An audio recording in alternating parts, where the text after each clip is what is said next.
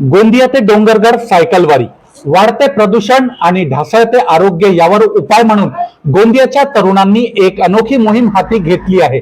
एक दिन सायकल के नाम असा नारा देत सलग 6व्या वर्षी 40 सायकल स्वारांचा जत्था गोंदियाहून डोंगरगडकडे रवाना होणार। विशेष म्हणजे शहराचे प्रथम नागरिक, नगर परिषद अध्यक्षही यात स्वतः सायकल चालवत सहभागी होणार आहेत।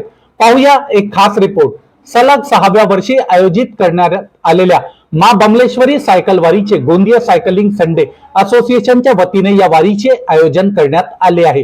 वाढत्या ग्लोबल वॉर्मिंगची धोक्याची जाणीव करून देत लोकांना सायकल चालवण्यासाठी प्रोत्साहित करणे हा यामागचा प्रमुख उद्देश आहे।